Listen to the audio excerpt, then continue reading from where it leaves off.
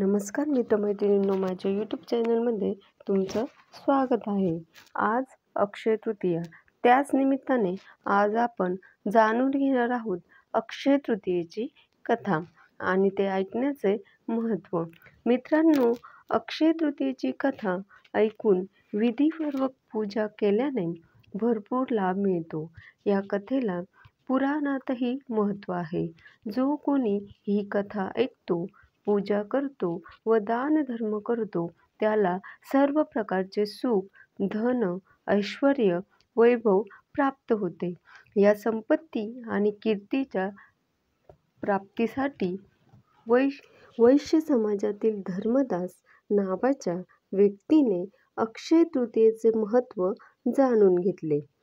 ही फार जुनी गोष्ट आहे की धर्मदास एका छोट्या गावात कुटुंबासह राहत होते. ते खूप गरीब होते. आपल्या कुटुंबाच्या उदरनिर्वाहाची त्यांना नेहमी काळजी असायची. त्यांच्या कुटुंबात अनेक सदस्य होते. धर्मदास हे अतिशय धार्मिक वृत्तीचे व्यक्ती होते. कुटुंबाचे अर्थार्जन चांगले करू शकणाऱ्या एका व्रताबद्दल त्यांनी ऐकले होते आणि ती तिथी म्हणजे वैशाख शुक्ल तृतीया म्हणजे अक्षय तृतीयेचा दिवस. एकदा त्यांनी अक्षय तृतीयेला उपवास करण्याचा विचार केला. अक्षय तृतीयेच्या दिवशी सकाळी लवकर उठून त्यांनी गंगेत स्नान केले. विधीपूर्वक भगवान श्रीहरी विष्णूंची आणि माता लक्ष्मीची पूजा आणि आरती केली. या दिवशी आपल्या क्षमतेनुसार पाण्याची भांडी, पंख, जव, सतू, तांदूळ, मीठ, गहू, गूळ, तूप, दही, सोने, कपडे इत्यादी वस्तू देवाच्या चरणी ठेवून दान केले. ही सर्व देणगी पाहून धर्मदास यांच्या कुटुंबियांनी व त्यांच्या पत्नीने त्यांना रोखण्याचा प्रयत्न केला. ते म्हणाले की धर्मदास हे सर्व दान धर्मासाठी देतील तर कुटुंबाचा उदरनिर्वाह कसा होणार. तरीही धर्मदास आपल्या दानधर्माने आणि पुण्यकर्माने विचलित झाले नाही आणि त्यांनी ब्राह्मणांना अनेक प्रकारचे दान दिले.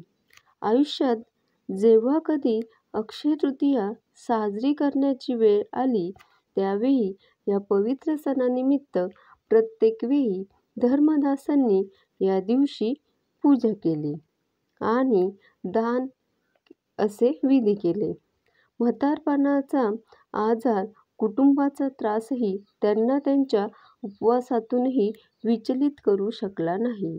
या जन्माच्या पुण्य परिणामामुळे पुढच्या जन्मी धर्मदासांनी राजा कुशावती म्हणून जन्म घेतला.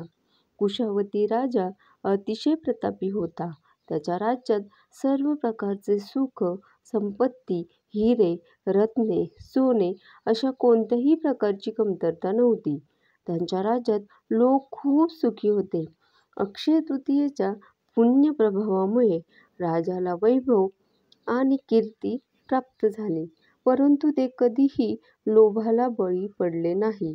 सत्कर्माच्या मार्गापासून दूर जाऊ नका. त्यांच्या अक्षय तृतीयेचे पुण्य त्यांना नेहमीच लाभले.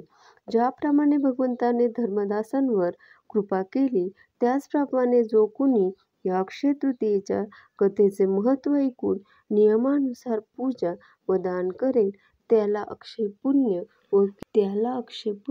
व कीर्ती प्राप्त होईल. धन्यवाद.